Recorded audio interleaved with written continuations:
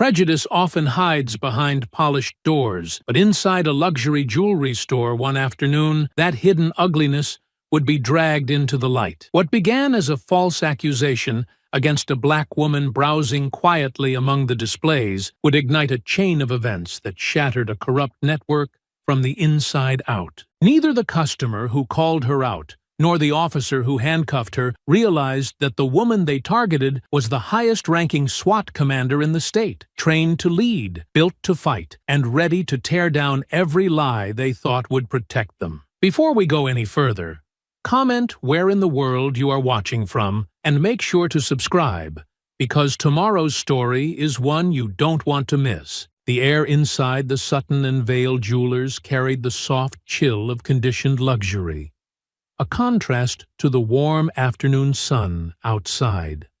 The scent of polished wood, fresh-cut lilies, and the faint metallic whisper of cold cash lingered in the air, mingling with the low hum of private conversations and the clink of crystal display cases being closed and locked. The floors gleamed like poured milk, smooth and unblemished beneath the sharp shine of designer shoes.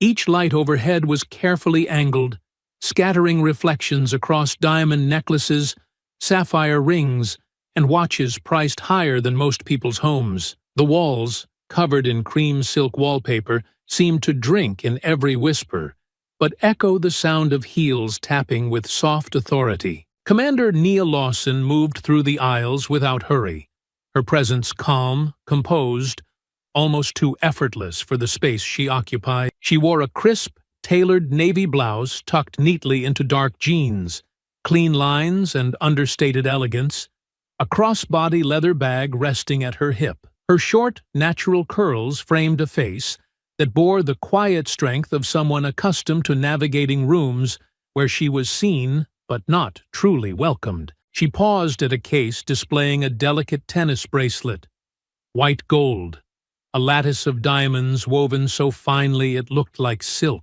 She admired it without touching the glass, her hands folded behind her back. Her expression remained neutral, unreadable to the clerks who eyed her with polite tension, their smiles just a little too tight, their glances flickering a beat too long to be courteous. Across the room, Marla DeWitt noticed her. Marla, swaddled in an ivory cashmere wrap and clutching a designer handbag, peered over the top of her sunglasses, her lips tightening. She was the kind of woman who believed her opinion was law, and that law had never been challenged. Her gaze swept Nia from head to toe, searching for the thread of difference, the justification to wrap her judgment around. She leaned closer to a nearby clerk, whispering, not so low that it couldn't be heard. "Keep an eye on that one," Marla murmured, her voice edged with false concern. "You know how these types can be." The clerk gave a nervous laugh, casting another glance toward Nia, as if Marla's words gave permission for suspicion to bloom. Nia felt it, of course. The way the room shifted, the invisible rope drawing tighter around her shoulders. It was a feeling she knew well. Not new, not surprising, but always bitter when it surfaced. Still, she remained where she was, breathing in slow, steady rhythms, giving no outward sign that she had noticed. She moved along the display case, admiring the pieces with the detached grace of a woman who had seen true treasures in her lifetime. Treasures worth far more than baubles behind glass. Marla watched her, phone sliding smoothly into her hand. She opened a live-stream app without hesitation, tilting the camera just enough to capture Nia in the frame without appearing obvious. Her voice took on a sticky sweetness as she spoke to her viewers. "Just here shopping, but look at this. Hope Security's paying attention," she said, her tone light but loaded. Nia caught the whisper of her voice, the unnatural tilt of the air again. She glanced toward Marla, expression still unreadable, then returned her gaze to the case. The store manager, a man in an impeccable gray suit, noticed the rising tension. His eyes flicked to Marla, then to Nia. A decision formed behind his gaze, brittle and safe, not for what was right, but for what was easy. He stepped away quietly toward the entrance, his voice low into a headset. Moments later, the door opened, and Officer Trent Maddox walked in. He wore his uniform like armor, swagger rolling off his broad shoulders. His blonde hair was cropped close, his jaw set with the permanent grimace of a man who believed the world owed him deference. His hand rested near his belt as he scanned the store, eyes locking almost immediately onto Nia. The manager gestured subtly. Maddox nodded once, understanding without words. He approached with heavy, deliberate steps, the kind meant to be heard before they were seen. "Excuse me, ma'am," Maddox said, his voice loud enough to capture the attention of every customer in earshot. "I'm going to need you to come with me for a few questions." Heads turned. Conversations stilled. Even the delicate clinking of jewelry seemed to cease. Nia turned slowly to face him. She said nothing at first, letting the silence hang, forcing him to hear it. "On what grounds?" she asked, her voice calm, almost gentle. Maddox smirked, as if the very act of questioning him was insolence. "We have a report of suspicious behavior," he said. His hand hovered near the cuffs at his belt. Just cooperating would be best for everyone. Behind him, Marla's phone was still rolling, her smile wide and triumphant. The store staff shifted uneasily, their eyes darting between Maddox and Nia, none brave enough to speak. Nia glanced around, measuring the room, measuring the stakes. And though she knew she could end this in a sentence, reveal her authority, she chose instead to see how far they were willing to go. For the truth was not in their words, but in their actions, and already it was speaking louder than anything else. The room seemed to hold its breath as Maddox stepped closer, the slight creak of his boots against marble slicing through the growing murmur of the crowd. Nia didn't move. Her arms remained at her sides, palms open, fingers relaxed. But Marla DeWitt took that stillness for guilt, her voice rising in a syrupy, saccharine pitch as she addressed her phone's growing audience. "There she is," Marla said, loud enough now for the entire store to hear, "caught red-handed, trying to slip that bracelet right into her bag. They think we're not watching, but we are." Several heads turned fully now, customers pausing mid-purchase, clerks stiffening behind their counters. The manager hovered near the entrance, avoiding eye contact, his expression rigid. He would not intervene. Maddox's jaw tightened as he glanced at Marla, nodding subtly as if confirming an unspoken alliance. "Let's make this easy," he said to Nia, resting his hand on the butt of his baton. "Hand over the merchandise and stand up." Nia raised an eyebrow, slowly, the movement deliberate. "I have stolen nothing," she said, her voice cool as tempered glass. "And you have no grounds to make that assumption." Marla gave a theatrical gasp. "She's lying!" she cried out, spinning toward the crowd with wide, accusing eyes. "I saw her! I saw her!" The phone in her hand caught the whole moment, broadcasting it live, each second feeding into the growing wave of public humiliation she hoped to stir. Maddox didn't ask for proof. He didn't check the displays or ask the store clerks for confirmation. He didn't glance at the security cameras blinking quietly above their heads. He simply took 2 aggressive steps forward, reaching out and grabbing Nia by the wrist. The suddenness of it sparked a few gasps from the onlookers. A man by the watches lifted his phone and began filming. A teenage girl by the rings turned to her mother, whispering anxiously. The tension splintered the polished air, drawing blood from the illusion of civility the store had carefully built. Nia allowed herself to be pulled to her feet, but the moment Maddox tried to force her wrist behind her back, she shifted slightly, anchoring herself. "You are making a mistake," she said, her tone firm but even. "This can be resolved quietly," Maddox barked, tightening his grip and trying again to wrench her arm. "And yet, you're choosing spectacle," Nia said, still not resisting, but refusing to bend as easily as he expected. Frustrated, Maddox pressed his hand into her shoulder, forcing her down onto a cushioned bench near the display cases. The leather creaked under the abrupt movement. Murmurs grew louder. Phones lifted higher. From her lowered position, Nia remained poised, her breathing steady, her back straight despite the uncomfortable angle. "I advise you," she said, locking eyes with him as he fumbled for his cuffs, "to consider your next actions very carefully." There was a quiet authority in her voice, a command not shouted, but infused into every syllable. It was not a plea.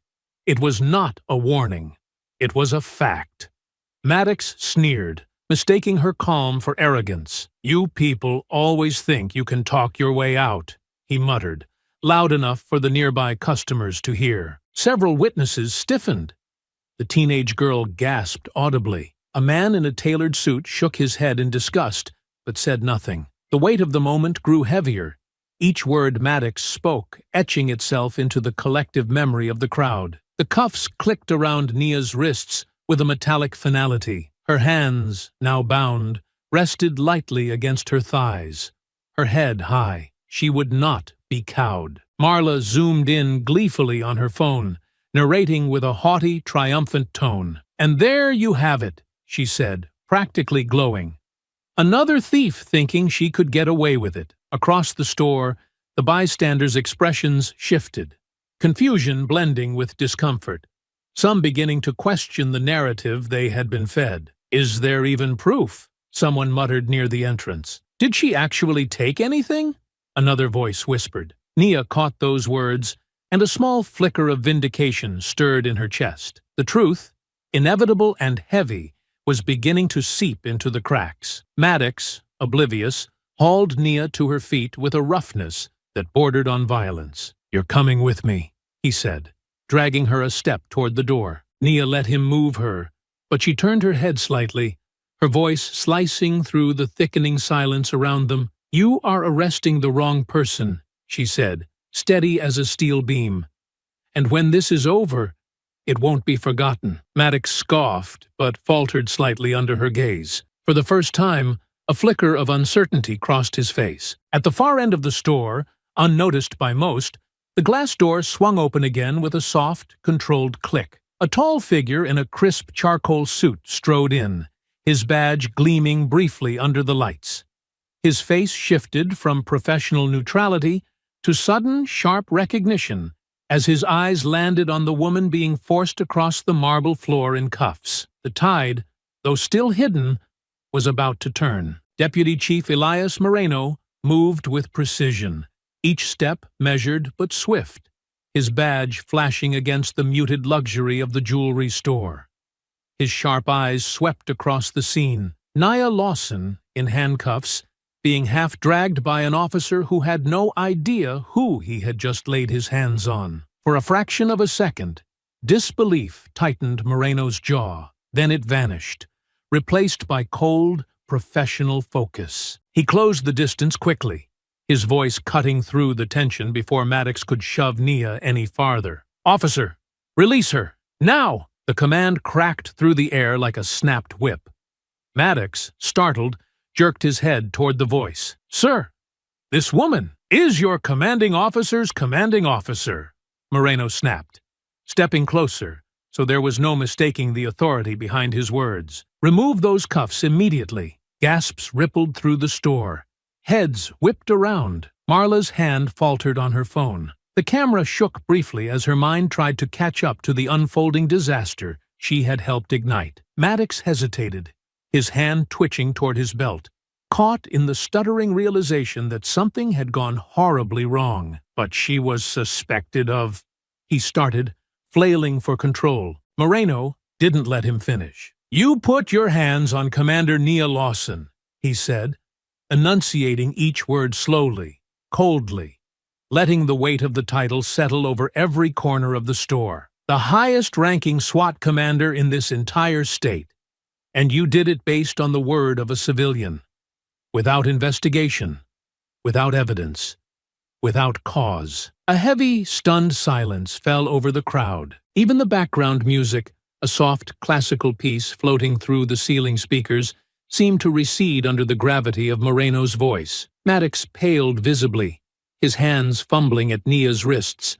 The cuffs clattered awkwardly as he struggled with the key, finally freeing her. Nia stepped back smoothly, rubbing her wrist once with casual detachment, her composure flawless. "Commander Lawson," Moreno said, turning to her with a slight bow of respect, his voice shifting to one of deference.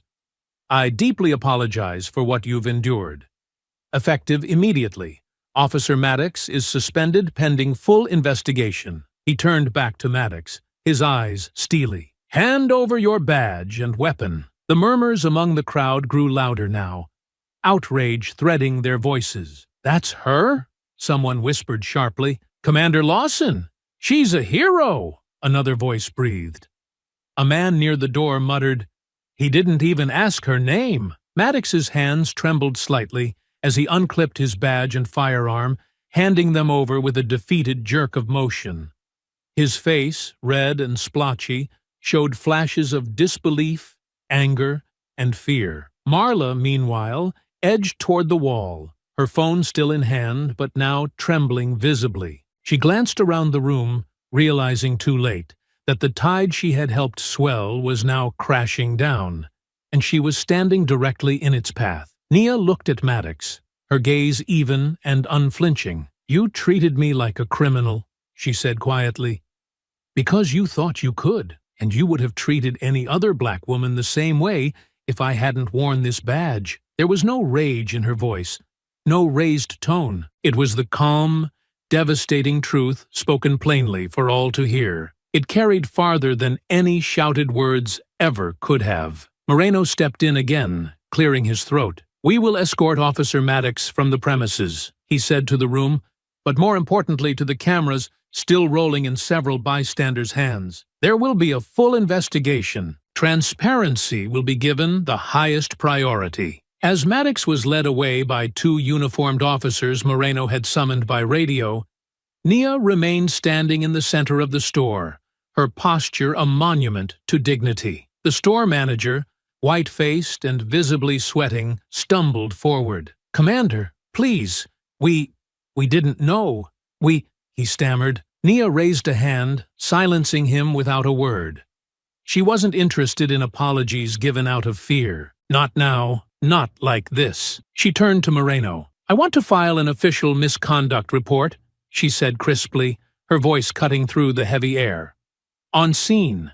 Now." Moreno nodded immediately, pulling a small tablet from his jacket and opening an internal complaint form. "Of course, Commander," he said, his tone professional but quietly proud. "Include," Nia added, "the store's participation, the civilian's false report, and Officer Maddox's excessive use of force." The store manager blanched even further. Marla's phone finally lowered to her side, her face crumpling into panic as she realized her live stream, still broadcasting, had caught every word, every misstep. Nia gave one final measured glance around the room. She saw the judgment now. Not for her, but for them, for those who had doubted, those who had participated, those who had watched and said nothing. The room that had once pressed its silent hostility onto her now sagged with the weight of shame. Justice had not yet been served, but it had been awakened, and Nia Lawson was not leaving until it roared to life. The fallout from the jewelry store incident hit the local news cycles within hours, clips of the confrontation flashing across television screens and social media feeds like wildfire. Footage captured by bystanders circulated widely, and Marla's original livestream, meant to shame, became evidence against her. Commander Nia Lawson wasted no time. She filed her misconduct report that very evening, then shifted focus to the deeper work. She knew this was bigger than one officer's bias. It always was. 2 days later, sitting in the polished conference room of the Internal Affairs Division, Nia reviewed the initial investigation notes alongside investigator Tasha Rollins. The walls of the room were glass, but the weight of their discussion made the space feel closed and heavy. Tasha, a sharp-eyed woman with a knack for cutting through red tape, slid a file across the table. "You're going to want to see this," she said, her voice low. Nia opened the file carefully. Inside were stills pulled from Marla DeWitt's social media history, financial disclosures, and public records. At first glance, it was standard background. Upscale charity events, gala photos, golf tournaments. But one photograph made Nia's breath catch. There, smiling broadly at a mayor's fundraising dinner, was Marla DeWitt and her husband, Councilman Richard DeWitt, a man who sat not just on the city council but on the Public Safety Oversight Committee, the very body responsible for reviewing police conduct complaints. Nia leaned back in her chair, the air around her seeming to thin. "That explains the confidence," she murmured. Tasha nodded grimly. "It gets worse." She tapped another photo, a smaller group shot taken after a private fundraiser. Standing next to Richard DeWitt, drink in hand and smiling casually, was none other than Officer Trent Maddox. Nia's jaw tightened. "They knew each other." "Better than that," Tasha said. "DeWitt has been one of the biggest opponents of reform proposals, especially anything touching disciplinary procedures. He's lobbied against every major oversight initiative for the past 5 years. Quietly, discreetly, under the radar." A cold realization settled over Nia's shoulders. "This wasn't random," she said. "Marla knew exactly who I was. Or guessed. She didn't just call Maddox because she thought I looked suspicious. She called him because she knew he would act." Tasha leaned in slightly, her voice growing harder. "We dug into the live stream metadata. Marla's account is linked to a private group chat. Guess what? That group has been exchanging videos and photos of black professionals shopping in wealthy districts, sharing locations, warning each other to watch them." Nia closed the file with slow deliberation. The pieces were fitting together in a way that made her stomach knot. A network, a coordinated effort to target, humiliate, and intimidate black professionals, and the police, at least some of them, had been willing participants. "This wasn't about theft," Nia said softly. "It was about presence, about making sure people like me felt watched, unwanted, unwelcome." Tasha nodded again. "And they picked the wrong woman this time." Nia's mind sharpened, all the earlier humiliation hardening into purpose. She thought of all the cases Internal Affairs had reviewed over the years, cases dismissed for lack of evidence, witnesses discredited, footage mysteriously missing. How many others had been pushed out, arrested quietly, discouraged from pressing charges simply because no one had connected the dots? She rose from her seat, rolling her shoulders back until her full height commanded the room. "We expose them all," she said.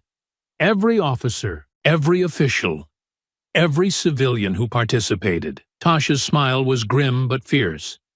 "I was hoping you'd say that." As they planned the next steps, subpoenas, warrants, quiet interviews, Nia felt the first flicker of something she hadn't allowed herself since the incident. Satisfaction. Not petty, vengeful satisfaction. The kind of satisfaction that came from knowing justice wasn't an abstract concept. It was a blade, and today she would be the one wielding it. Meanwhile, across town, in a private dining room thick with cigar smoke and whispered conversations, Richard DeWitt fielded urgent phone calls from frantic allies. His face, usually flushed with comfortable power, was pale as he listened to the news. Marla sat across from him, her face blotchy and tear-streaked. "I didn't know she was someone important," Marla hissed. "You didn't need to know," Richard snapped. "You were supposed to be careful, quiet, not turn it into a circus." He slammed his hand against the table, making the glasses jump. Now, the cracks they had spent years papering over were starting to split open, and nothing, not power, not money, could hold them together. Not anymore. The Internal Affairs Division was housed in the older wing of headquarters, far from the polished public lobbies and official press rooms. Down here, the walls were bare, the lighting sharp and clinical, humming faintly overhead. It wasn't meant to impress. It was meant to strip everything down to truth, or at least the truth the department allowed to surface. Commander Nia Lawson sat across from Investigator Tasha Rollins, the two women surrounded by towers of case files, arrest records, and incident reports stacked high across the table. Tasha, sleeves rolled up and a pen tucked behind one ear, flipped another folder open. Her brow furrowed deeper with each page she turned. "They thought burying it in paperwork would hide it," she muttered. "But it's all here. They just didn't think anyone would bother connecting the dots." Nia leaned forward, scanning the growing mountain of evidence. Patterns leapt out. An overwhelming majority of arrests involving Black and Latino citizens, petty charges inflated into violent offenses, routine stops escalated into use-of-force incidents. She picked up one report. An arrest made 3 years prior during a supposed disorderly conduct call outside an upscale restaurant. The arrested man had been a corporate lawyer. No charges stuck. No body cam footage survived the investigation. Another file showed a local school principal handcuffed outside a grocery store for suspicious loitering in daylight in his own neighborhood. Each case was another piece in the larger puzzle. A deliberate, targeted campaign of harassment designed to intimidate, isolate, and humiliate. And standing at the center of many of these cases was the same handful of officers.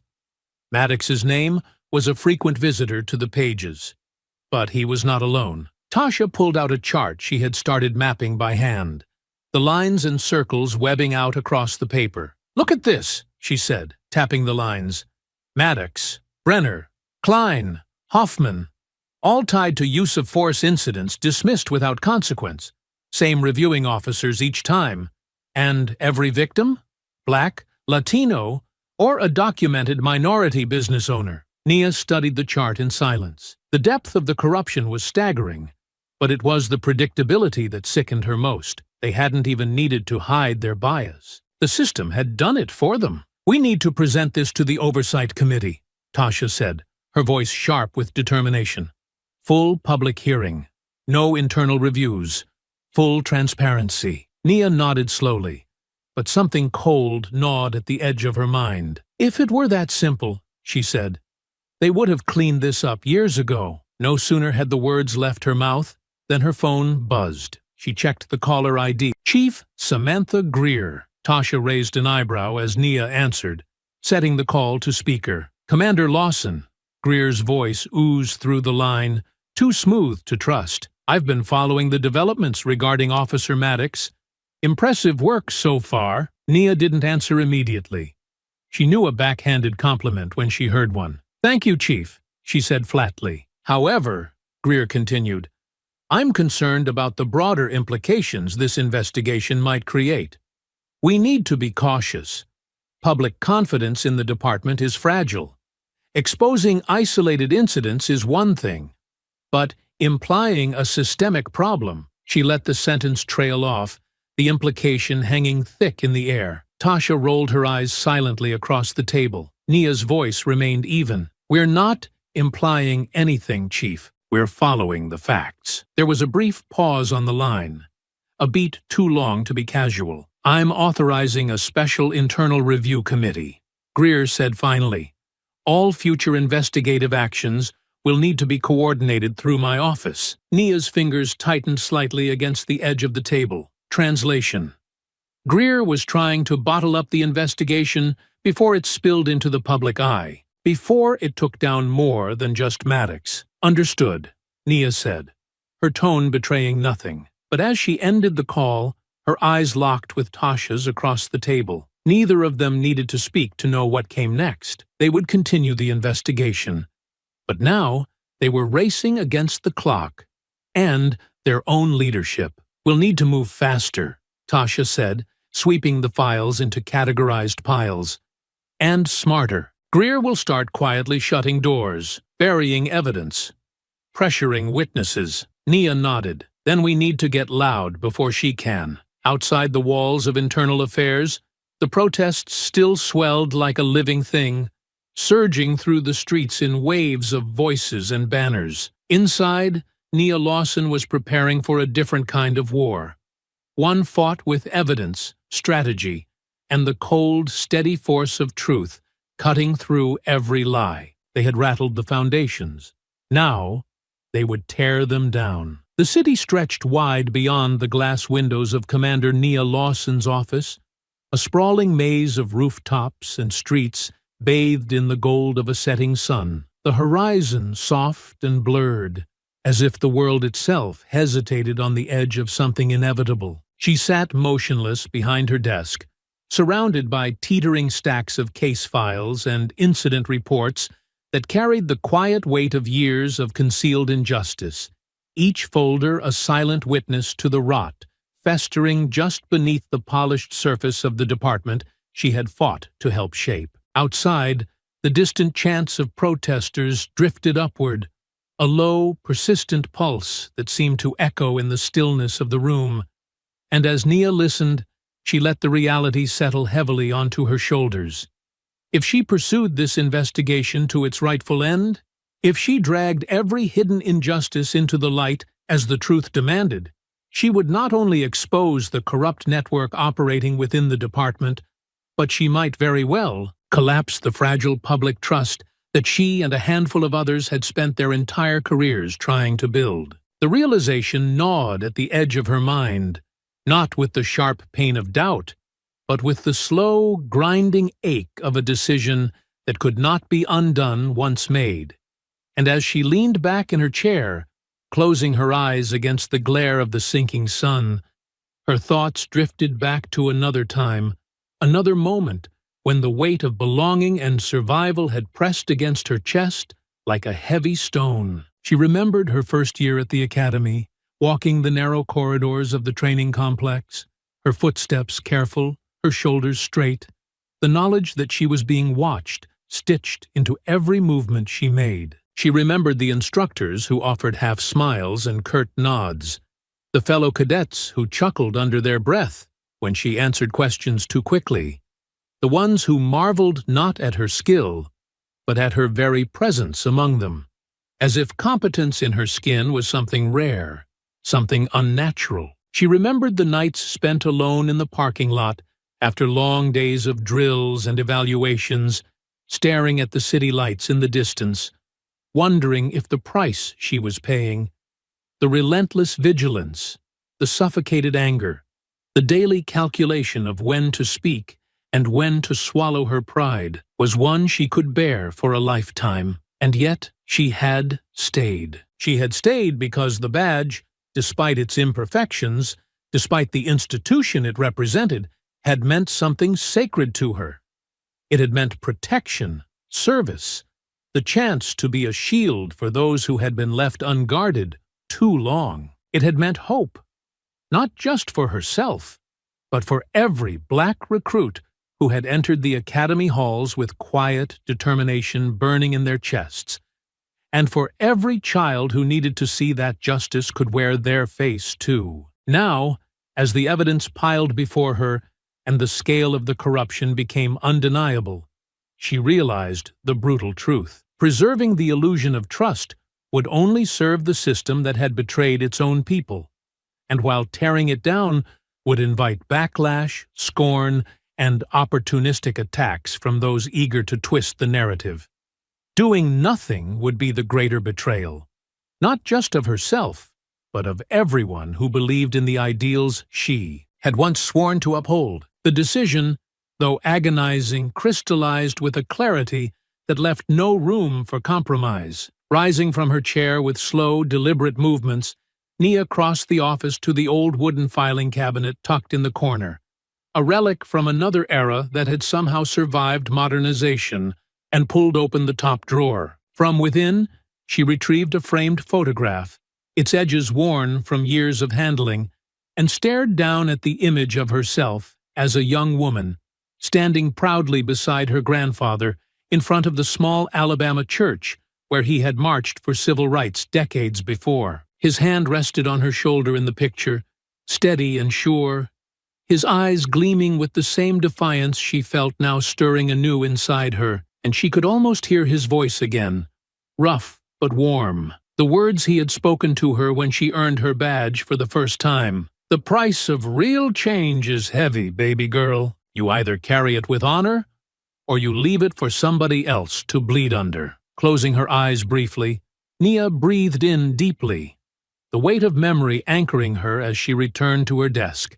Setting the frame beside her laptop, she opened the computer, her fingers moving swiftly, gathering reports, cross-referencing names, linking cases, building the framework for the public exposure that would come whether the department was ready or not. Every entry she made, every piece of evidence she assembled was another step away from the comfort of silence and toward the painful, necessary birth of something better. Outside, the chants grew louder, more determined, rising into the air like a heartbeat refusing to be silenced. Inside, Nia Lawson pressed forward, unwavering, each keystroke a promise. This time, the truth would not be hidden. This time, there would be no deals behind closed doors, no quiet retirements for guilty men, no erased mistakes filed under administrative error. This time, the walls would fall, no matter how high they had been built.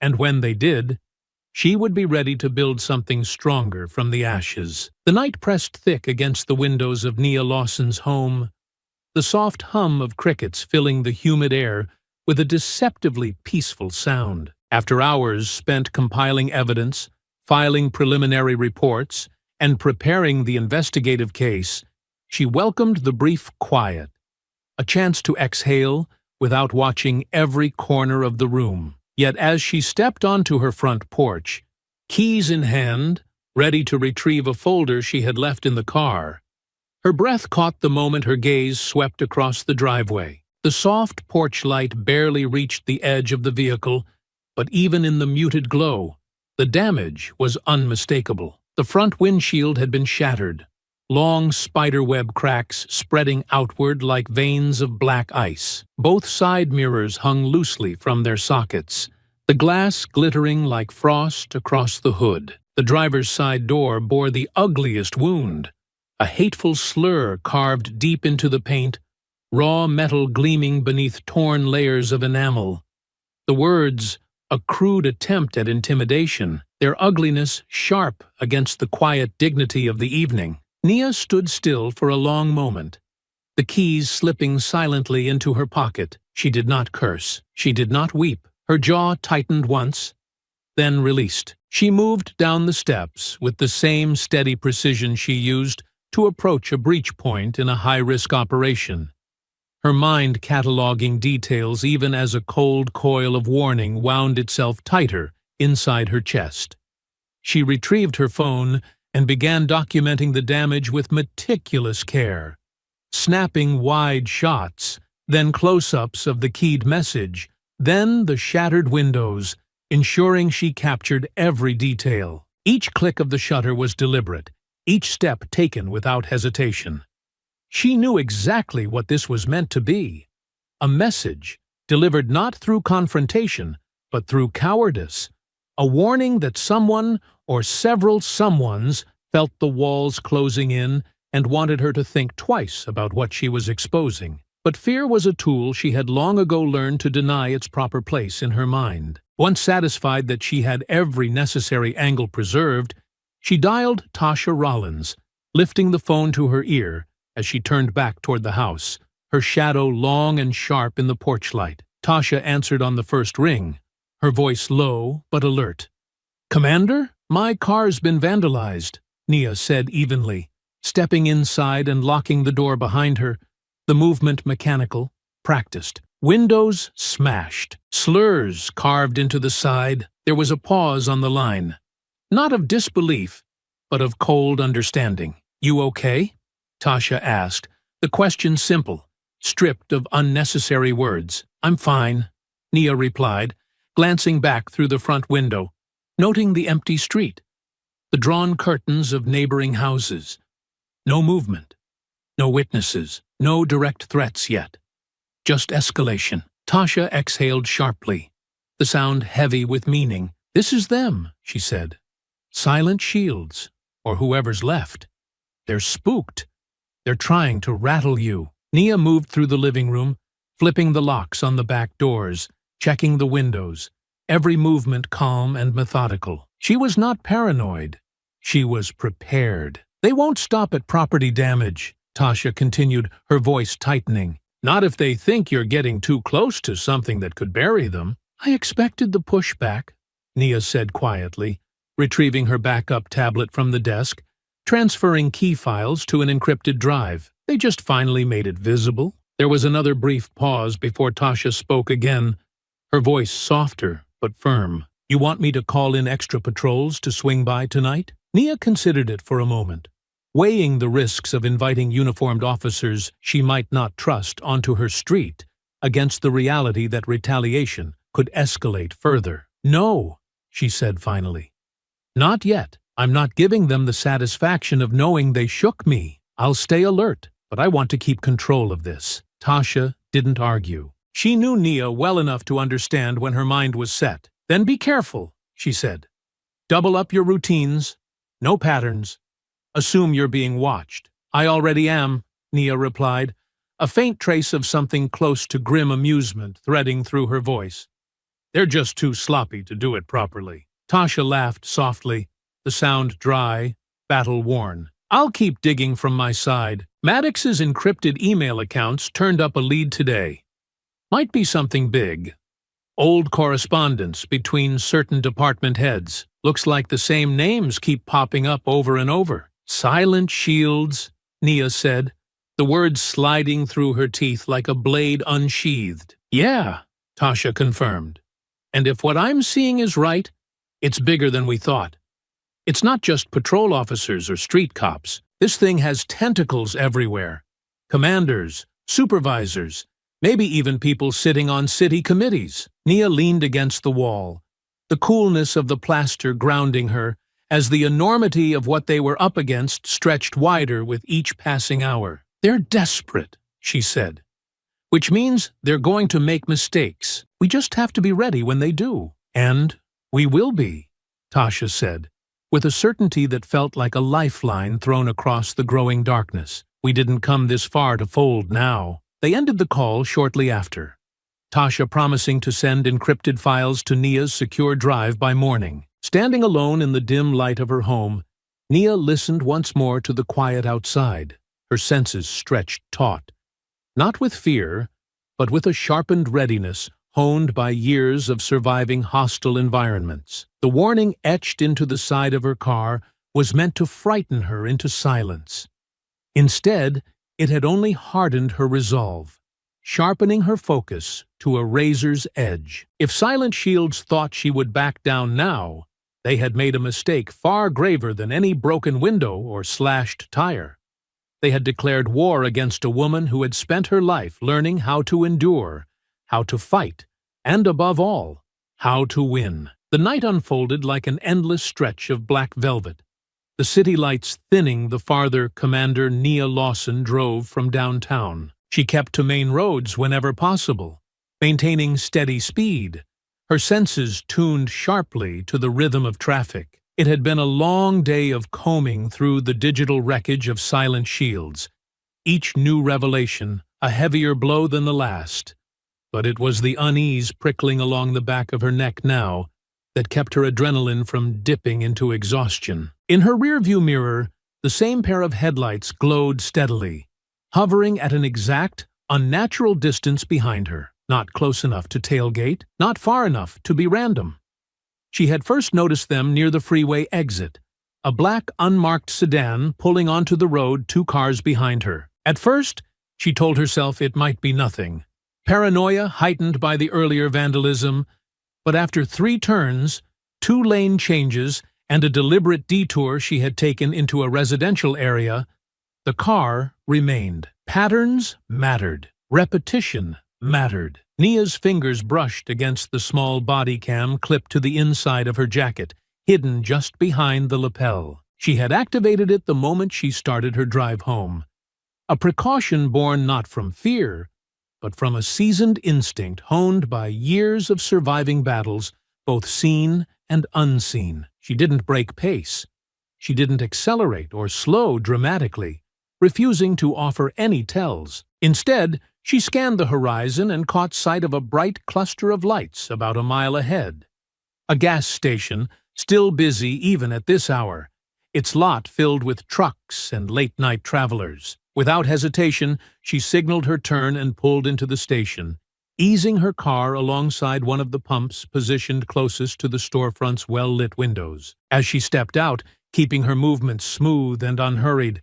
She didn't have to look far to confirm her suspicions. The black sedan rolled in behind her a few seconds later, parking 2 rows over with an affected casualness that only highlighted the predatory intent behind it. 2 men emerged, both in civilian clothes, but their posture, their clipped strides, and the wary, assessing way they scanned the lot gave them away instantly. Nia recognized the type.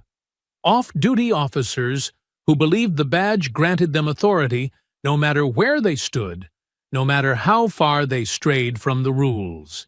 She kept her hands visible, resting lightly on the roof of her car, presenting no threat, offering no excuse for escalation. The men approached at an angle meant to box her in without seeming overt to the casual observer. One was broad and heavy-set, a permanent smirk tugging at the corner of his mouth. The other was wiry and sharp-eyed, his fingers drumming against the side of his jeans in a restless rhythm. They stopped a few feet from her, close enough that their voices wouldn't carry far, but far enough to claim plausible deniability. "Evening, Commander," the heavier one said, his voice oiled with mock respect. "Out a little late, aren't we?" Nia tilted her head slightly, her expression smooth, unimpressed. "Is there a reason you're following me?" she asked, her voice calm, clipped, every syllable designed to carry weight without needing to rise in volume. The wiry man chuckled under his breath, low and ugly. "Following? Just happened to be heading the same way. City's not as big as you think when you're working late." The heavy-set one leaned in a fraction closer, lowering his voice to a murmur meant for her ears alone. "Careful, Commander. Lotta accidents happen after dark. Lotta bad luck on lonely roads." It wasn't a threat voiced outright, but it didn't have to be. The intent curdled the space between them, foul and unmistakable. Nia didn't flinch. She didn't reach for her badge or argue, or let them see even the smallest ripple of anger. Instead, she shifted her weight slightly, letting the hidden camera catch the full angle of their faces under the gas station's bright halogen lights. "If you're trying to intimidate me," she said, her tone neutral, almost clinical, "you're wasting both our time." The heavy one shrugged, feigning innocence, but a flicker of frustration crossed his face. "Just friendly advice," he said, tossing a wink at her like he was doing her a favor. Nia's lips curved into a smile so slight it barely lifted the corners of her mouth. "Advice noted," she replied, her voice sharp enough to split glass. Without waiting for them to push further, she turned, re-entered her car with a slow, deliberate movement, and locked the doors with a muted click that echoed louder than a gunshot in the sudden silence between them. As she pulled away, she caught a glimpse of the 2 men standing under the fluorescent lights, watching her leave with thinly veiled irritation. The encounter was over, but the message was received. Both ways, back on the road, Nia felt no fear threading through her veins, only a colder, cleaner kind of certainty. They were scrambling now, trying to rattle her because they understood, too late, that she was beyond intimidation. What they had intended as a warning had only handed her more evidence. 2 officers, off-duty, engaging in coordinated harassment, recorded cleanly and neatly for the record. The clock was ticking down on silent shields, and this time they had made the mistake of thinking the night could hide them. The morning sun had barely edged over the horizon when Commander Nia Lawson pulled into the nearly empty parking lot of the Internal Affairs Division building, her tires crunching softly over the gravel-strewn asphalt. She preferred the early hours lately, before the building filled with bodies and eyes, before whispers could slip too easily between offices, before the tension that now hung over her every step grew thick enough to choke. Stepping inside, she nodded to the lone officer posted at the front desk, bypassing the usual security scans with her department-issued clearance. The halls stretched silent ahead of her, the overhead lights humming their low, constant tune. Her office, tucked neatly on the second floor, should have been untouched, a space that by regulation and policy was protected from tampering without her express permission or a formalized investigation warrant. But the moment she entered, she knew something was wrong. The air had a stillness to it that felt off, too calculated. Her chair was slightly askew, her desk drawer open by a mere crack. Papers subtly shifted out of their carefully ordered stacks.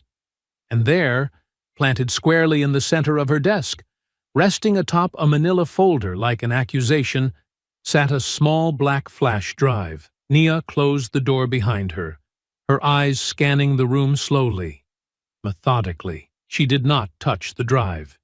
She did not approach the desk. Instead, she stepped backward, withdrawing her phone and opening the secure camera application designed specifically for law enforcement documentation. Every movement she made was recorded. Slow, deliberate, ensuring there would be no gaps, no room for later manipulation. Before she could call Tasha Rollins, a sharp knock rapped against the glass. Marcus Elroy, the civilian security supervisor for the building, hovered outside her office, his posture tense, his expression carefully schooled into neutrality. He carried a clipboard under one arm, a heavy set of keys at his belt jangling softly as he shifted his weight. Nia opened the door without inviting him in. "Commander Lawson," Elroy said, clearing his throat awkwardly. "I need to speak with you regarding a matter of departmental concern." Nia said nothing, letting the silence hang until he faltered slightly, eyes darting briefly to the flash drive sitting so conspicuously visible behind her. "A suspicious item was reportedly discovered in your office during routine overnight maintenance," he continued, his tone stilted, reciting words not his own. "For security purposes, I've been instructed to initiate an internal search." "Instructed by whom?" Nia asked, her voice calm, even pleasant, though her muscles coiled with silent fury. Elroy hesitated, an almost imperceptible flicker of fear crossing his face. "Standard protocol, ma'am," he said quickly. "Verbal authorization from administrative command. In other words, no paper trail, no official authorization, no legitimate oversight. They were trying to catch her off guard, to find an excuse, any excuse, to tarnish her record before she could burn theirs to the ground." Nia smiled coolly, stepping fully into the doorway to block Elroy's view inside. "Unfortunately for you," she said, her tone still smooth, "Internal Affairs Procedure 17B requires any search involving command staff to be fully documented under an official evidence-handling protocol, complete with external witnesses, body cam recording, time-stamped evidence logs, and independent chain-of-custody oversight." Elroy's mouth opened, closed, then opened again like a man gasping for air underwater. "Ma'am, I'm sure we can handle this quietly." "No," Nia said, her voice slipping into the iron command that had carried her through battlefield deployments and high-risk raids alike. "We will do this by the book, publicly, transparently. I will not consent to an unauthorized search." Behind the professional facade, Nia could see him recalculating, understanding that the trap they had set for her was already slipping from their fingers. "I'm invoking full procedural protections," she added, stepping backward and snapping photos of Elroy's presence at the door, of the flash drive still untouched on her desk, of the time-stamped security panels visible on the office wall. Every second of delay bought her more proof. Every second made their hastily assembled setup easier to dismantle. Within minutes, the building's on-call legal counsel was summoned. External auditors from headquarters were notified, and 2 uniformed officers were assigned to wear body cams while observing the scene. By the time Elroy finally stepped into the office under full supervision, Nia stood calmly against the far wall, arms folded, her expression unreadable. The flash drive was collected with latex gloves, sealed in an evidence bag, and entered into the official record. Later that afternoon, the forensic report came back faster than expected. The drive contained illegally obtained classified material, and worse, falsified financial records linking Nia to supposed corruption and embezzlement. The files were crude, hastily assembled, littered with errors a real investigator would catch in minutes. Even more damning, security footage confirmed that her office had been clean when she left the night before. The flash drive had been planted during the early morning hours, long after the building was supposed to be locked down, using a stolen master access badge that bypassed normal entry logs. Access to such badges was limited to a handful of people: senior administrators, high-ranking officers, a few trusted security personnel, which meant Silent Shields was not just a loose network of rogue patrolmen. It had teeth high in the chain of command, teeth desperate enough now to risk everything. Standing in the forensic review room, watching the footage frame by frame with Tasha at her side, Nia felt no fear, no hesitation. They had tried intimidation. They had tried sabotage. Now they had tried outright character assassination. Each attempt only confirmed how deeply they feared what she was uncovering. And if they thought these tactics would drive her into silence, they had miscalculated catastrophically. All they had done was hand her more ammunition and expose their desperation for the whole world to see. The following morning, sunlight slanted low across the polished floors of internal affairs, but inside the secure conference room where Commander Nia Lawson and investigator Tasha Rollins worked, the world felt darker, heavier, more charged with quiet urgency than ever before. A dozen evidence folders were spread across the wide oak table, along with a heavy-duty laptop connected to an encrypted forensics server, humming softly in the corner. Tasha's fingers moved rapidly across the keyboard, her brow furrowed, the glow of the screen highlighting the tight set of her mouth. She was tracing the latest lead, a recovered email archive that had emerged after the planted flash drive debacle, another careless thread left behind by enemies desperate enough to make mistakes. The silence stretched between them as Tasha cracked the final layer of encryption, a soft beep announcing her success. She leaned back slightly, rubbing her temples once, then gestured for Nia to come closer. "I found it," she said, her voice low, almost reverent with the gravity of it. Or at least, the heart of it. Nia pulled a chair beside her, eyes narrowing as she scanned the open files. At first glance, the emails looked innocuous. Department memos, disciplinary review notes, shift scheduling. But buried deep within the attached files, hidden beneath layers of misleading labels and fabricated timestamps, the real contents unfurled. A network, a formalized system, designed not to catch misconduct, but to erase it. Code-named Silent Shields, the project had been constructed with chilling precision. An internal task force posing as a reform initiative while actually filtering complaints, purging body cam footage, pressuring witnesses, and doctoring evidence whenever necessary to protect valued personnel deemed too important, too connected, or too publicly critical to lose. Tasha scrolled through lists of officers quietly protected under the program. Maddox's name appeared repeatedly. Each use of force incident, each accusation of racial profiling, each complaint tied to excessive force bundled neatly into resolved statuses without explanation. But it was the next revelation that turned Nia's stomach cold. Chief Samantha Greer's name was there too, not just as an overseer, but as an active participant. She had signed off on dismissals, had authorized purges of disciplinary records, had approved the shielding of repeat offenders whose abuses would have otherwise led to immediate termination and criminal charges. She wasn't just tolerating it, Tasha said, her voice edged with disgust. She helped build it. Nia sat back, her mind running through the implications with cold, deliberate focus. The chief of police, the very figurehead the public trusted to steer the department through scandal and reform, had been architect and protector of the corruption festering beneath the surface. Silent Shields hadn't just been an old boys' club operating in the shadows. It had been institutionalized, written into back channels, whispered through command chains, guarded with the full weight of official authority. "She kept them safe," Nia said quietly, her fingers drumming against the table. "Maddox, Klein, Brenner, all of them. And every time someone like me tried to push for accountability, they tightened the shields." Tasha clicked into a series of specific communications between Greer and Maddox, dated months before the incident at Sutton and Vale. One email stood out immediately.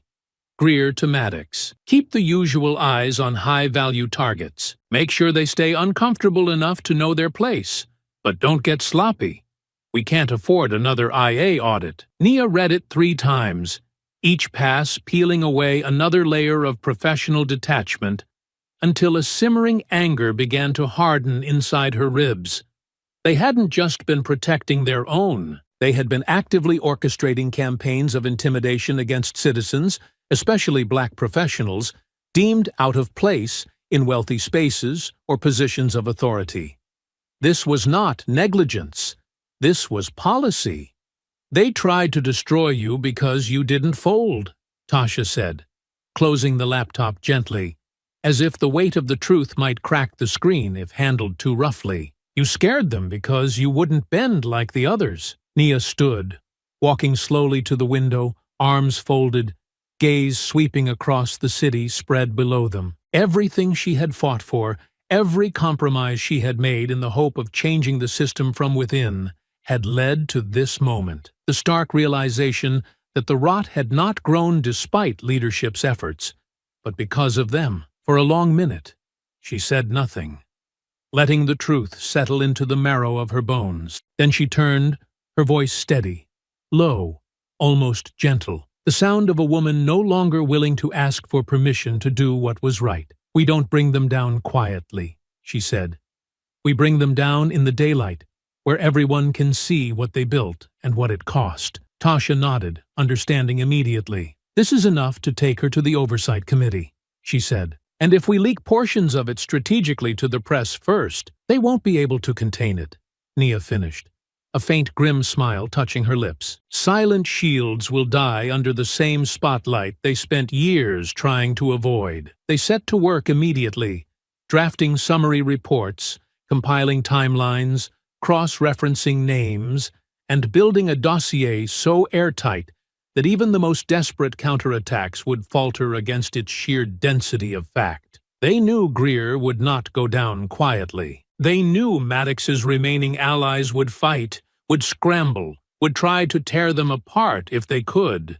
But the evidence was a blade honed sharp now, and Nia was no longer in the business of dulling her edge for anyone. The morning air carried the sharp tang of anticipation as Commander Nia Lawson made her way into the discreet cafe tucked between an old bookstore and a shuttered tailor shop, the kind of place that had been forgotten by the city's gleaming redevelopment plans and so remained invisible to the casual passerby. She slid into the booth tucked into the farthest corner, the cracked leather seats offering the quiet kind of familiarity that made conversations dangerous to the powerful. Across from her sat Brandon Cole, a journalist with a reputation for precision and persistence, a man who had built his career not on sensationalism, but on careful, methodical exposure of the stories the public was never supposed to hear. He wore a simple black jacket, a worn press badge tucked into his shirt pocket,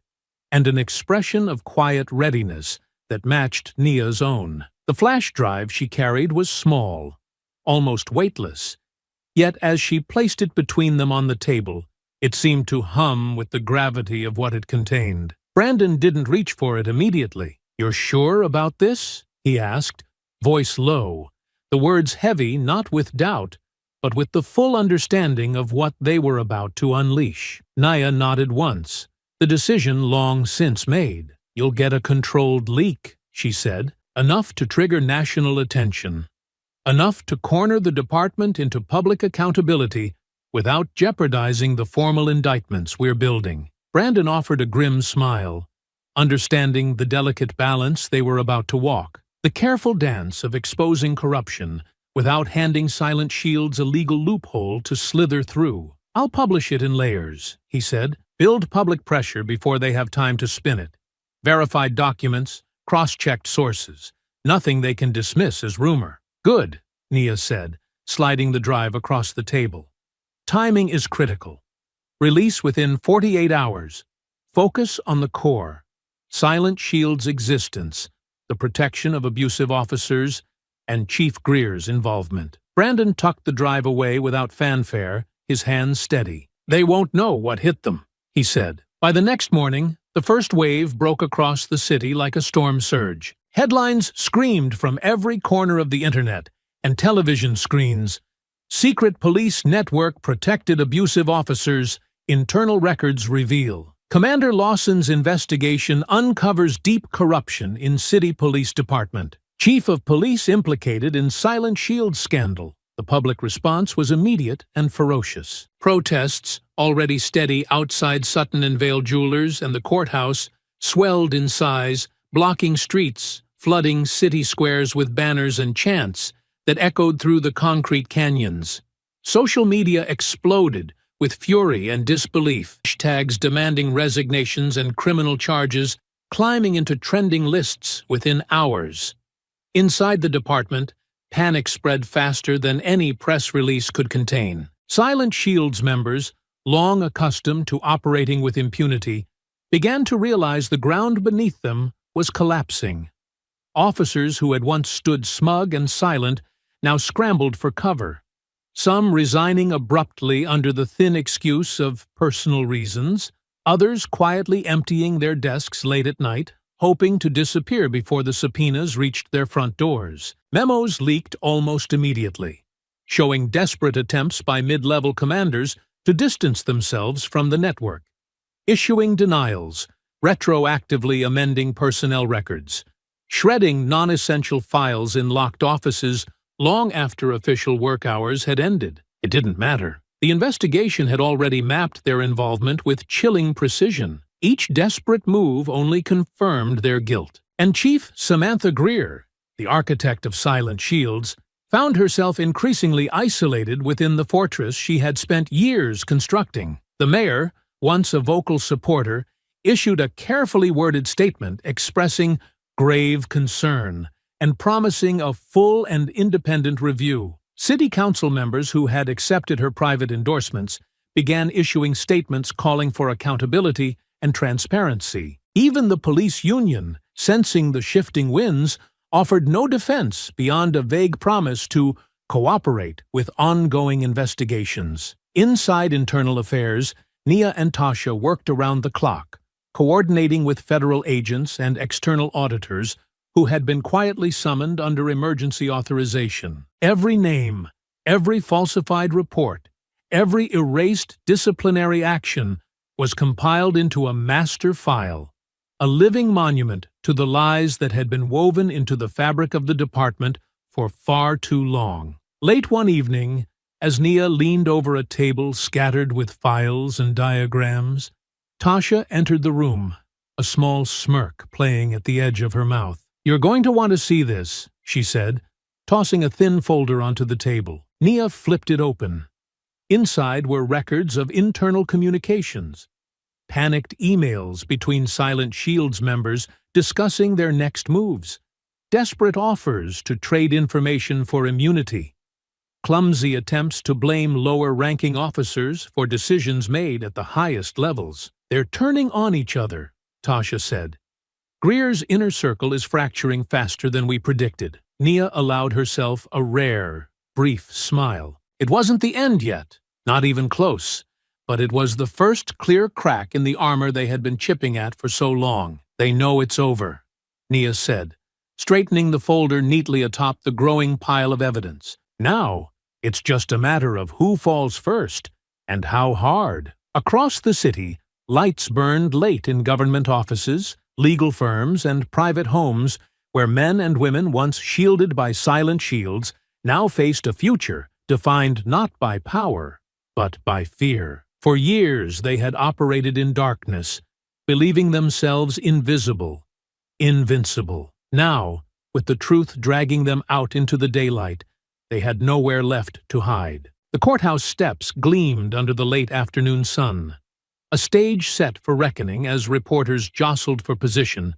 microphones thrust forward like bayonets, their voices rising in a chaotic chorus of questions no one dared to answer yet. Inside the grand stone building, where justice was often whispered in back rooms rather than declared from pulpits, something different was unfolding Something raw, something visible, something undeniable. Commander Nia Lawson stood just inside the hallway, arms folded across her chest, the steady hum of her breathing the only sound anchoring her, amid the swelling tide of noise beyond the heavy oak doors. Beside her, Tasha Rollins adjusted the folder clutched in her hands, thick with affidavits, documented abuses, and the long-buried truths they had dragged into the light. Down the hall, Trent Maddox sat stiffly at a defense table.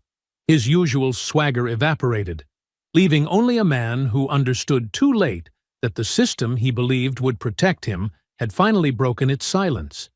His uniform, once pressed and gleaming with undeserved authority, now hung awkwardly off his frame, the badges stripped away, the weight of public hatred bearing down with every breath he took. The district attorney's voice rang sharp and clear as the charges were read aloud, each one a brutal incision into the myth of Maddox's invincibility, excessive use of force, falsification of arrest reports, tampering with evidence, conspiracy to obstruct justice, each accusation built upon the last, the list stretching on with clinical precision, every name of every victim enunciated carefully, no longer lost to the indifferent bureaucracy that had once shielded him. When the final charge was read, a hush fell across the courtroom so complete that Nia could hear the soft rustle of pages turning in the gallery. Maddox kept his head low, refusing to meet her eyes, his hands clenched into pale fists atop the table, a silent admission of a man who knew the battle was no longer his to fight. Across town, the fallout continued to spread. Marla DeWitt's name had surfaced alongside Maddox's in the first wave of investigative reports released to the public, and while her crimes had not been violent, the civil lawsuits filed against her carried their own kind of devastation. Video footage from the jewelry store, once smugly filmed by Marla herself, played on endless loops across news stations and social media. The sharp, unmistakable voice of privilege and malice laid bare for millions to witness. Defamation, intentional infliction of emotional distress, civil conspiracy to commit racial discrimination. The lawsuits came swiftly, each one another blow to the DeWitt family's carefully curated image. Within days, Marla found herself banned from Sutton and Vale and other high-end establishments that once welcomed her with open arms. Her social circles shrank with almost comical speed, as acquaintances and friends fled to distance themselves from the sinking ship. The city's mayor, under intense public scrutiny, issued a formal apology to Nia and announced sweeping new mandates for police accountability, civilian review boards, and transparency reforms, trying to stem the rising anger that threatened to upend the next election cycle. Nia, for her part, accepted none of the platitudes. She needed no polished words from men and women who had once looked the other way. Her victory was not symbolic. It was tangible, rooted in the concrete reality of consequences finally falling where they belonged. As she exited the courthouse later that day, the crowd outside parted almost instinctively. A sea of faces filled with something she rarely saw pointed toward her. Not pity, not skepticism, but profound respect. Cameras flashed, microphones thrust forward again, but this time the shouts carried a different tone. Commander Lawson, what's next for Silent Shields? Do you think Chief Greer will be indicted? How does it feel to see justice finally being served? Nia paused at the top of the stairs, the city sprawling behind her, chaotic and vibrant and raw. She could have answered easily, could have thrown out carefully crafted words meant to satisfy headlines without offending fragile egos. Instead, she chose truth, plain and unvarnished. "This is just the beginning," she said, her voice steady, carrying effortlessly over the crowd. "Justice doesn't end with a few indictments. It ends when the systems that protected them are dismantled and rebuilt the right way. We are not finished." She turned without waiting for further questions, moving with the same deliberate grace that had carried her through battles far more dangerous than microphones and flashing cameras. Tasha fell into step beside her, a small smile tugging at the corner of her mouth. "You just made the evening news again," she said lightly. "Good," Naya replied, allowing the smallest hint of a smile to touch her lips. "Let them hear it. Let them all hear it." Across the street, protest banners waved in the warm breeze, the chants still rising strong. Demands not just for retribution, but for true change, the kind that could not be papered over with new slogans or empty committees. Behind her, the courtroom doors swung open again, and another figure stumbled out into the glare of public judgment. Marla DeWitt, shielded behind oversized sunglasses and a hastily thrown-on scarf, her posture small and shrunken under the weight of the world she had once so casually weaponized against others. There would be no redemption arc for her, no quiet retreat into comfortable anonymity. Her disgrace would be as public as her arrogance had been. As Nia crossed the plaza, the sun warming her back, she felt not triumph, but a deep, anchored sense of rightness. The knowledge that real justice was messy, imperfect, and often incomplete. But when fought for with enough courage, it carved its own indelible mark on the world. And, for the first time in a long time, she let herself believe, not in the system as it had been, but in what it could still become. The office of the Chief of Police sat at the top of headquarters like a throne room carved from glass and steel, a monument to authority built on the illusion of transparency. From the floor-to-ceiling windows, the city sprawled in every direction, a glittering expanse of streets and lights. But inside the thick silence of the room, the air was dense with something heavier than power, the looming inevitability of a reckoning. Commander Nia Lawson stood in the center of the room, calm and composed, the evidence files she carried tucked neatly under one arm. Her gaze did not waver as Chief Samantha Greer rose slowly from behind her heavy oak desk, her movements deliberate, as though she could somehow slow the tide that had been rushing toward her since the moment silent shields began to unravel. Greer's expression was tight, her lips pressed into a hard line, her jaw set with the stubborn pride of someone who had ruled without question for far too long, and now found herself dragged unwillingly into a confrontation she could no longer control. "You've made quite the mess, Commander," Greer said finally, her voice sharp but brittle, cracking at the edges despite her efforts to maintain composure. Nia tilted her head slightly,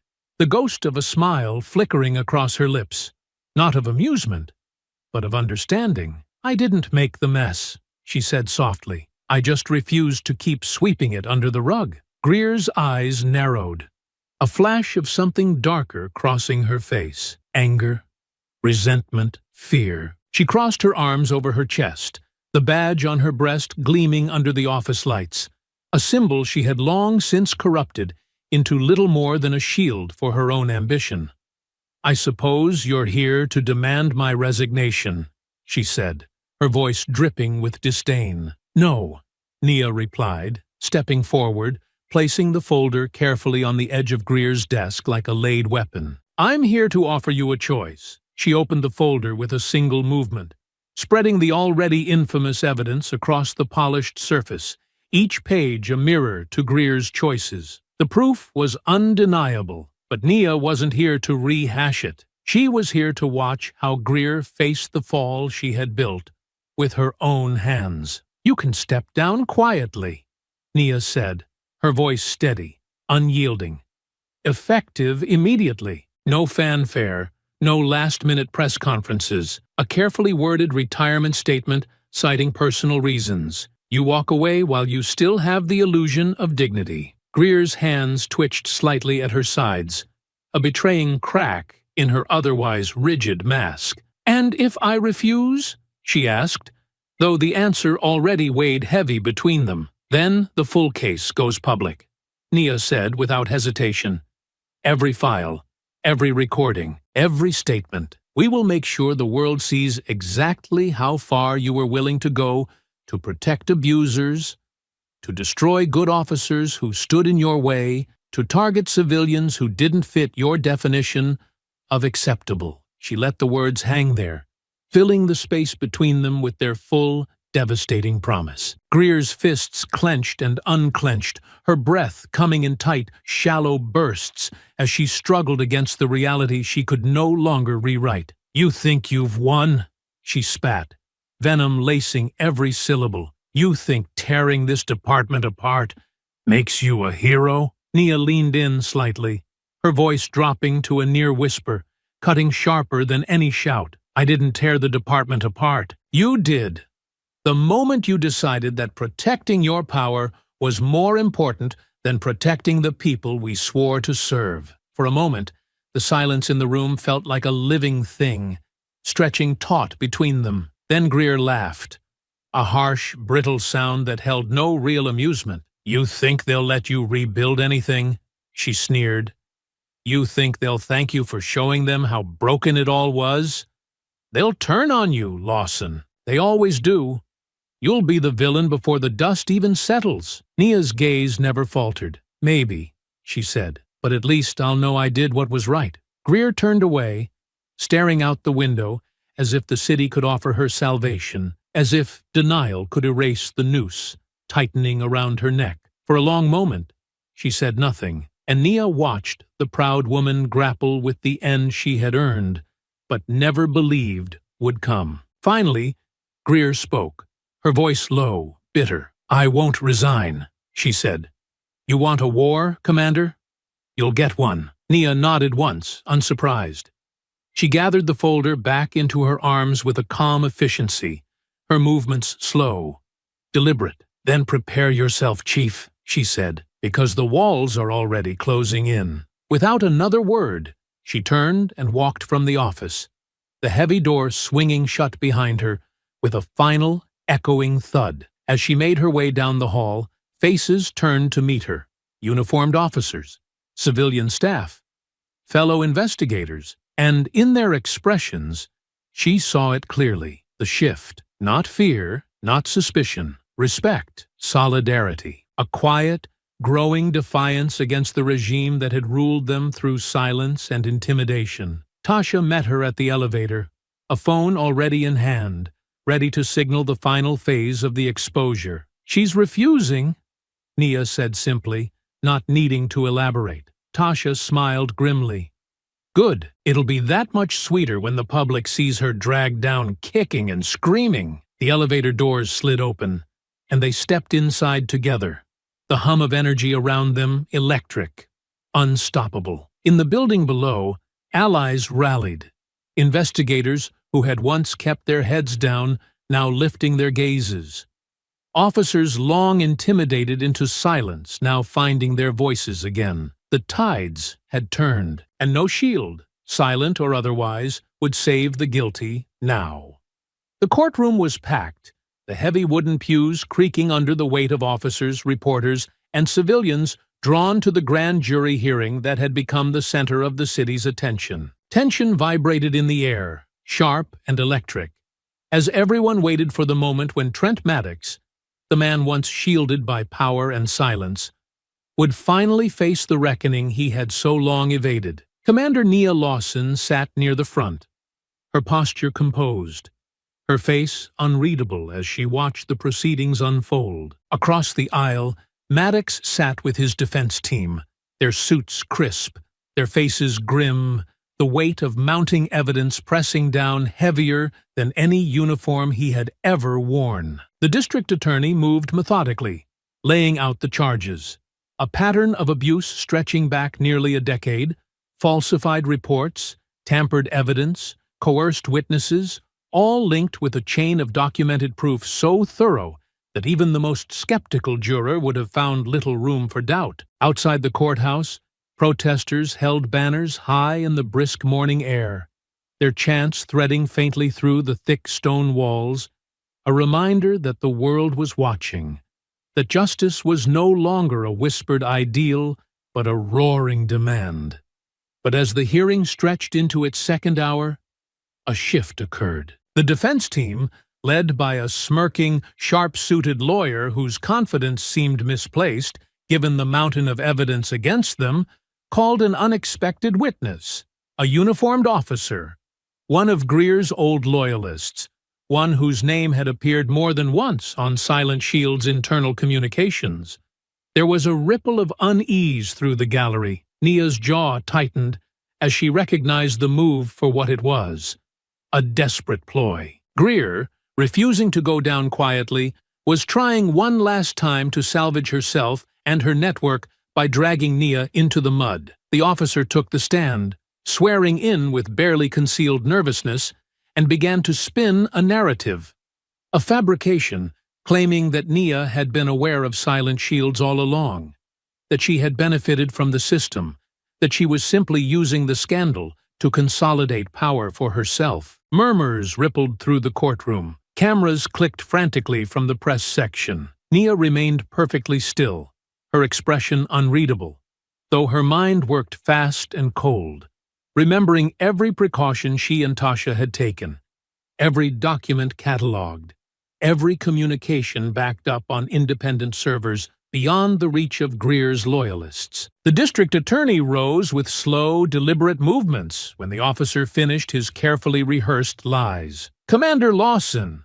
the prosecutor said, turning toward her with a slight nod, "may we present the independent evidence review you submitted to the committee 2 weeks prior to the exposure of Silent Shields?" Nia stood smoothly, passing forward the sealed evidence packet, notarized, time-stamped, unassailable. The bailiff accepted it, delivering it to the judge, who reviewed the contents silently before passing it to the jury foreman. Inside were the original reports Nia had filed, the complaint documents submitted through official and unofficial channels, the ignored warnings, the formal protests she had made long before the scandal had ever seen daylight. And there, laid bare in black and white, was the proof. Not only had Nia not benefited from Silent Shields, she had actively tried to expose misconduct, facing resistance and retaliation every step of the way. The defense attorney paled visibly as the evidence was read aloud, the narrative Greer had so desperately constructed collapsing under the sheer weight of verifiable fact. The officer on the stand shifted uncomfortably, sweat beading at his temple as he realized the trap he had walked into, the perjury he had just committed, the criminal liability he had foolishly accepted in an effort to protect a sinking ship. The prosecutor pounced without mercy, dismantling the false testimony piece by piece, until even the faintest suggestion of Nia's involvement in corruption was shredded beyond recovery. By the time the officer was dismissed, his credibility in tatters, his future uncertain, the courtroom atmosphere had shifted dramatically. Now all eyes turned to Maddox again, to the undeniable evidence of his abuses, to the crumbling facade of power that could no longer shield him from the truth. When the foreman of the jury stood, the air seemed to freeze. Maddox was indicted on all major counts: falsifying official reports, using excessive force causing bodily harm, conspiring to obstruct justice, and tampering with evidence. The list continued, each word a hammer blow against the empire Maddox and his protectors had built, each declaration stripping away another layer of the illusion that had allowed so much suffering to go unanswered for so long. When the final indictment was read, the tension in the courtroom shattered into a roar of reaction. Gasps, cries, a scattering of applause quickly silenced by the judge's gavel. But the sound was enough. Outside, the news hit within minutes, flashing across screens and phone alerts, setting the crowd to cheers that shook the very steps of the courthouse. Nia rose from her seat slowly, the folder clutched lightly in her hand, feeling not triumph, but something deeper, the satisfaction of knowing that for once the machine of justice had turned in the right direction, even if only because she and others had forced it to. Tasha caught up with her at the back of the courtroom, her grin wide despite the exhaustion lining her face. "That was beautiful," she said, bumping Nia's shoulder lightly. "You crushed them." Nia allowed herself a small, tired smile. "No," she said.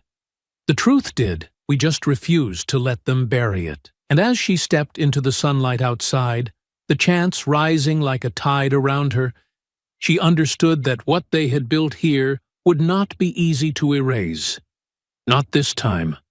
Not ever again. The days that followed unfolded like the slow unfurling of a long-awaited storm. The dark clouds of secrecy finally split open by the relentless, searing light of exposure. Across every news channel, every headline, every public forum, the story of Silent Shields unraveled in front of the world, with a brutal clarity no spin or distraction could deflect. Internal Affairs released its full report to the public, a thick, meticulously documented accounting of years of misconduct, suppression, and systemic corruption. Names were listed plainly, without euphemism or protection, each tied to specific abuses, each a piece of the machinery that had quietly crushed justice under the weight of self-preservation. The network that had operated behind closed doors was dismantled methodically, every thread of influence pulled into the open. Officers who had once moved through the ranks with impunity were suspended, investigated, or forced to resign, their careers collapsing under the sudden and unstoppable tide of accountability. Civil suits flooded the courts, led by victims who had once been silenced, their voices now amplified by public outrage and undeniable evidence.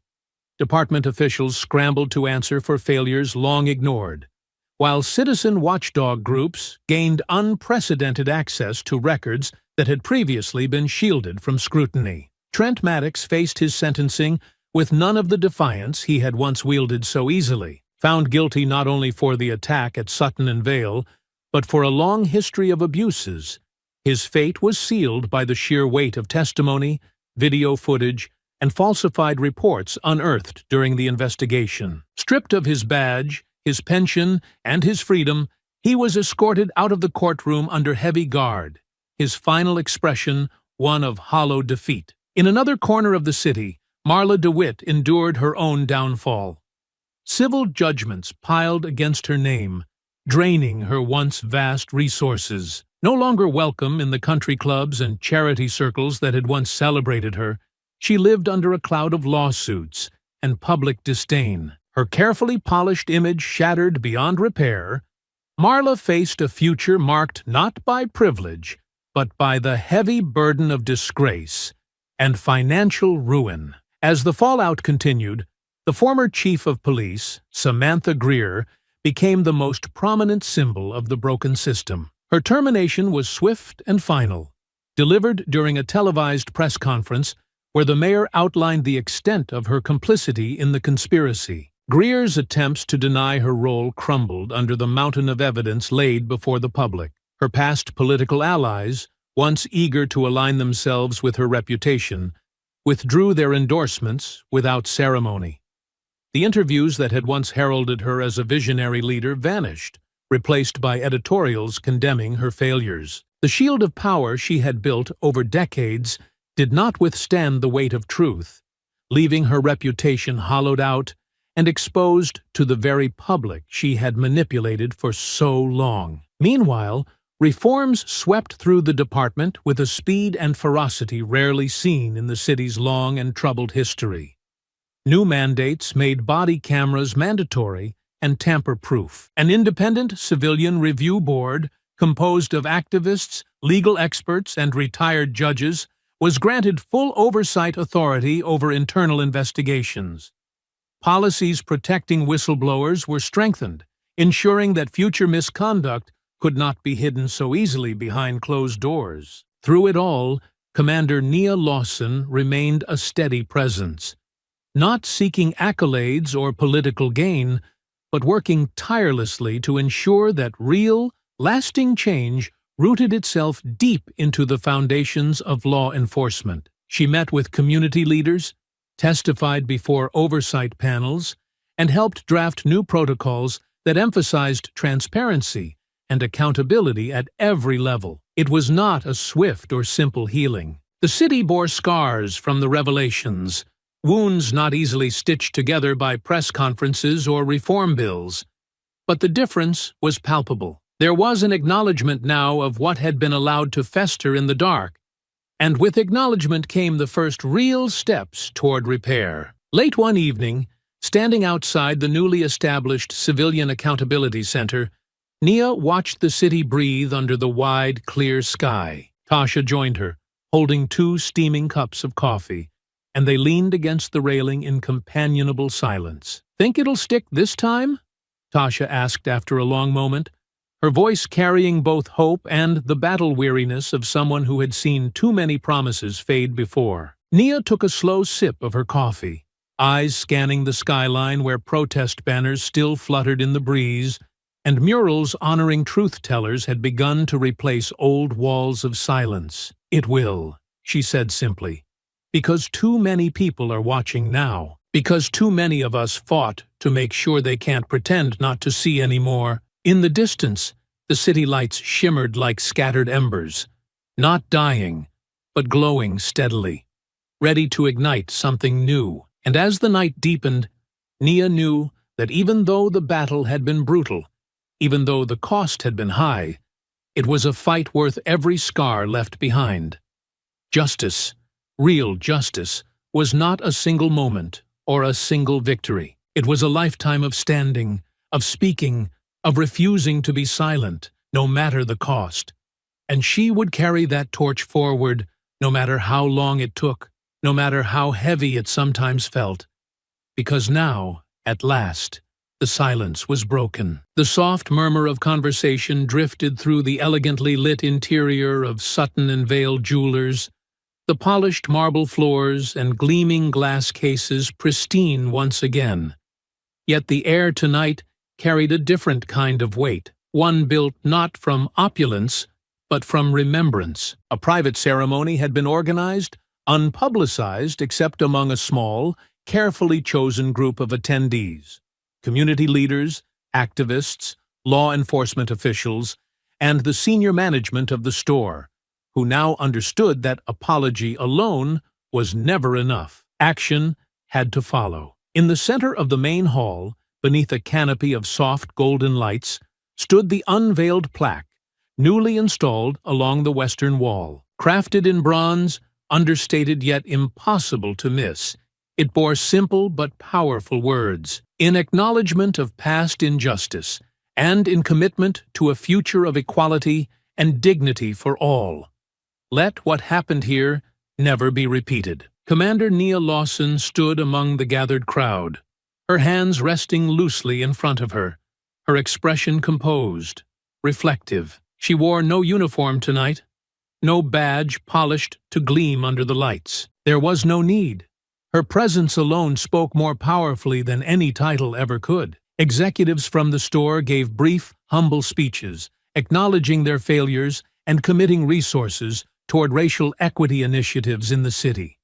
Promises were made, but this time Nia could feel the difference. There was weight behind the words, real pressure from a community that had learned not to let accountability end at apologies. When offered the chance to speak, Nia declined with a gentle shake of her head, preferring to let the moment stand on its own, without fanfare or personal glory. She remained quietly at the edge of the ceremony, watching as others approached the plaque, reading it carefully, some pausing longer than others, their faces thoughtful, some remorseful, some quietly grateful. There was no grand applause, no flashing cameras, no orchestrated celebration, and Nia preferred it that way.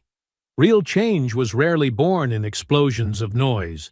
It was built slowly, quietly, on the backs of those willing to shoulder the burden without expectation of reward. Tonight, the true victory lay not in recognition, but in the acknowledgement that the system had shifted, however slightly, because someone had demanded that it must. As the ceremony wound down, Nia stepped closer to the plaque, tracing its lines with her gaze, letting the moment settle in her bones. She thought of the first time she had walked into this building, the suspicion, the humiliation, the heavy hand on her shoulder forcing her down without cause. She thought of how easy it would have been to leave it there, to walk away, to protect herself by doing nothing. But justice was never about ease. It was about endurance, about standing firm even when the ground seemed determined to swallow you whole. A soft voice pulled her from her reverie. "Commander Lawson?" She turned to find a young woman standing nearby,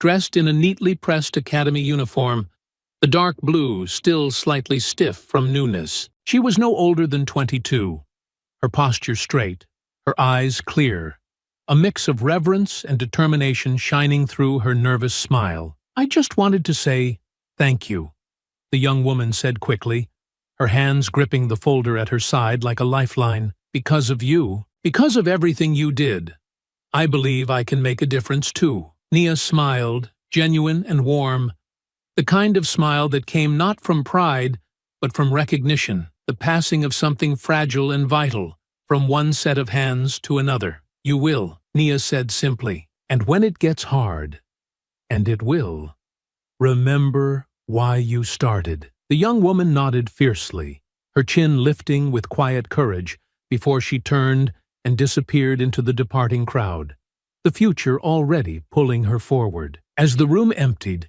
Nia lingered a moment longer before stepping outside into the crisp evening air. Across the city, signs of rebuilding flickered like cautious beacons. Community meetings, once sparsely attended, now crowded with voices eager to shape new policies. Training academies rewriting their core curriculum to include bias education, and ethics courses led by independent experts. Patrol officers forming outreach programs in neighborhoods long neglected or mistreated. Public trust, battered and bruised, did not heal overnight, but it showed signs of mending, thread by deliberate thread. And Nia, no longer the silent force behind the change, but its quiet architect, took her place not on stages or behind microphones, but in the training rooms, the community centers, the back offices where the next generation of officers, advocates, and leaders waited for someone willing to teach them how to hold the line when the storms inevitably came. She mentored them not with grand speeches, but with real lessons, hard truths, and an unwavering belief that they could and must do better than the generations that came before. Justice had been served. Not perfectly, not completely, but honestly. And as Nia walked into the night, the city stretching wide and unfinished before her, she carried with her the one thing that no force, no silence, no shield could ever take away: the unshakable certainty that real change was not only possible, but inevitable, so long as there were those willing to demand it. I hope you enjoyed that story. Please share it with your friends and subscribe so that you do not miss out on the next one. In the meantime, I have handpicked 2 stories for you that I think you will enjoy. Have a great day.